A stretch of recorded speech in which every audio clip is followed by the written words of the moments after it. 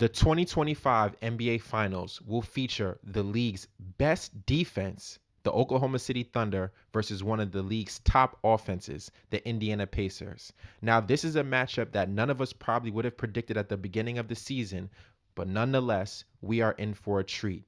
The league's MVP, Shai Gilgeous-Alexander, is going against the league's most overrated player, according to his colleagues, Tyrese Halliburton.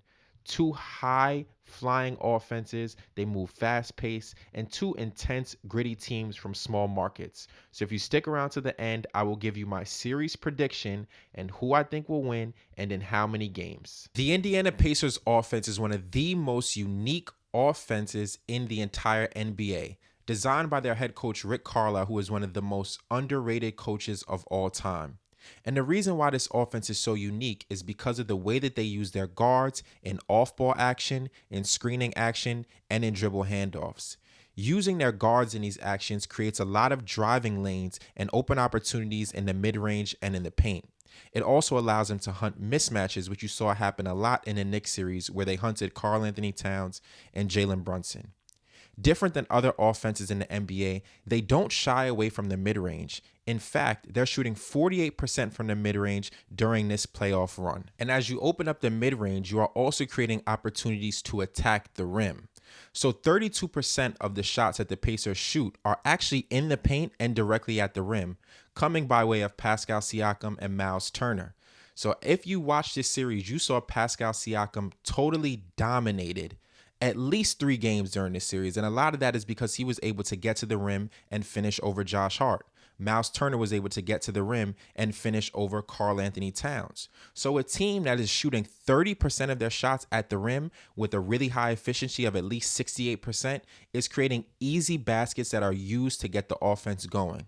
But this offense does not function without Tyrese Halliburton, who was able to dictate and pick the Knicks apart in transition, in the half court, and really any time and at any point during the game, because the Knicks really did not have an answer for him with the exception of Game 5. And the last thing you want to know about the Pacers offense is balance.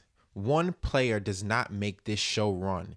It is a contribution effort from all of them, from the starters, from the bench, all the role players, the 6-man, all of these guys have the ability to go off any night, right? It could be TJ McConnell for 20. It could be Halliburton for 30. It could be Turner for 18. It could be Siakam for 40.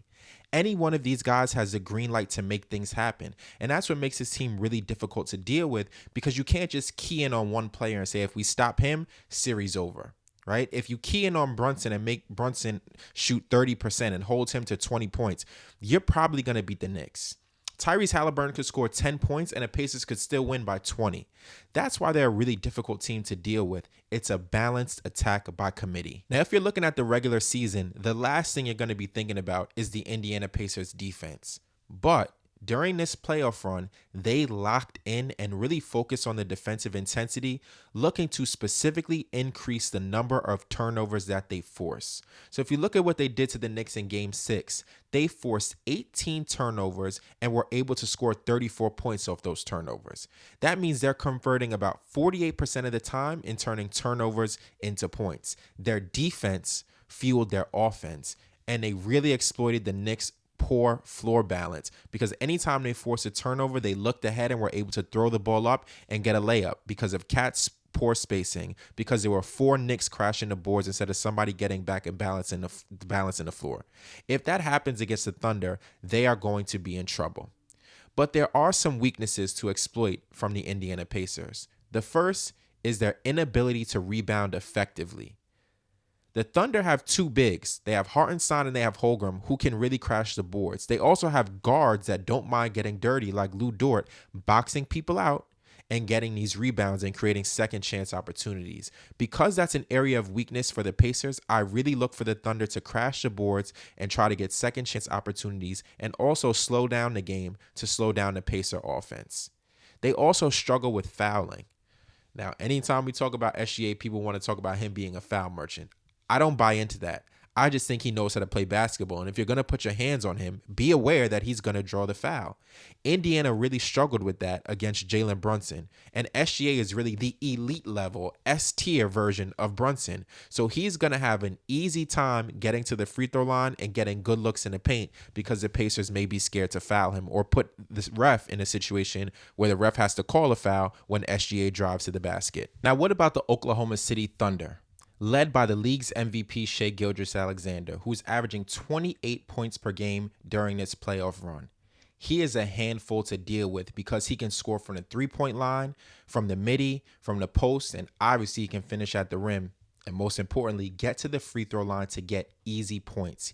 He averages 8 free throw attempts per game, which is invaluable, especially when you're in tight, close game situations. The free throw line is an easy place to score because there's no one contesting there.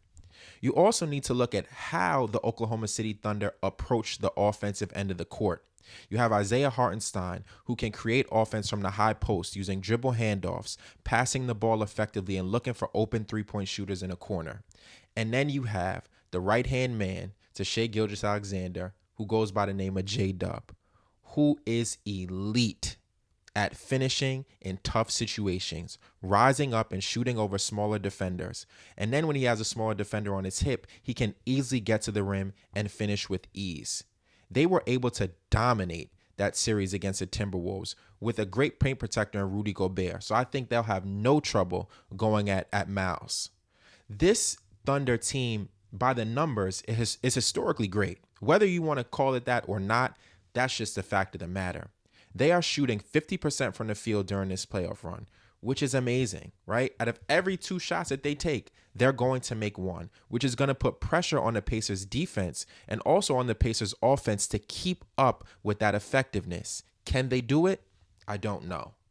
You also need to look at how deep this team is, with Caruso coming off the bench, who also initiates offense and can also knock down the 3-ball consistently. They are going to be a handful for Indiana.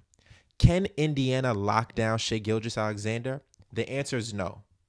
They weren't able to lock up Jalen Brunson, so how could they do it to Shai? And now let's talk about the league's #1 defense.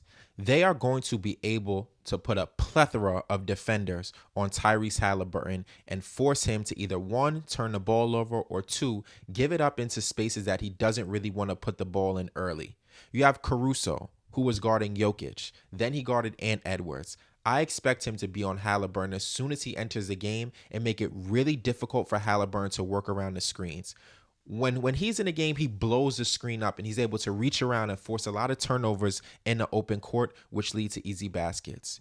You also have to think about the physicality that the Thunder play with, specifically Lu Dort. Now, everyone wants to call Lu Dort a dirty player. I don't buy that either. I just think he plays so aggressive and he's built like a football player. When he runs into you, it's going to look like a crazy foul when in reality, he's just making normal contact. And then we have to look at their paint protection. Hartenstein and Holmgren. They are going to be able to block shots, they are going to rebound, and they are going to make it difficult for the guards of the Pacers to finish at the rim. This is the exact opposite of what the Knicks do. When Karl-Anthony Towns is the lone center, it's kind of a layup line at the rim. The Thunder are going to be the exact opposite. So it's going to be a big adjustment for the Pacers in game 1 because they haven't really dealt with that length. They haven't dealt with that physicality all playoff long. I'm taking the Thunder in 6 games because everything that the Pacers do well, the Thunder just do better. They're the better offensive team. They're the better defensive team. They're the deeper team. They also have the bigger star. Shai is just a better player than Tyrese Haliburton.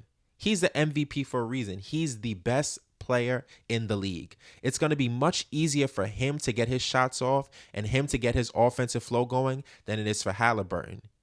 Because the defensive players on the Thunder are going to be the best defensive players that Haliburton has faced all playoffs long.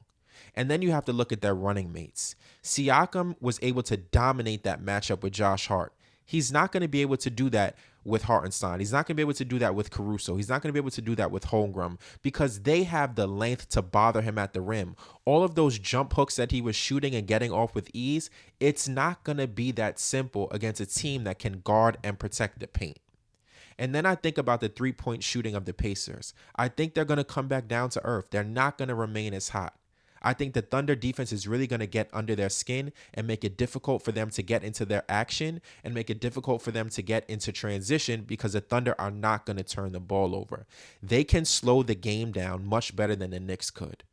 Shea is a better version of Jalen Brunson. He's a bigger version of Jalen Brunson. He can dominate the game better than Brunson. And that's something that the Pacers have just not been able to deal with. Even when they went up against Donovan Mitchell, he got off on them. And he just eventually got tired because he didn't have someone else who could support him. J-Dub is going to be able to support Shea and give him that break when he needs it. So overall, I think the Thunder are just a monster on defense who's just going to disrupt the Pacers, and I think they're just going to be overwhelmed. In their 2 matchups in the regular season, the Thunder won comfortably. They made Halliburton look average, and I have to salute him. He proved a lot of people wrong, but in this series, they are just outmatched and outgunned. So I'm taking the Thunder in 6.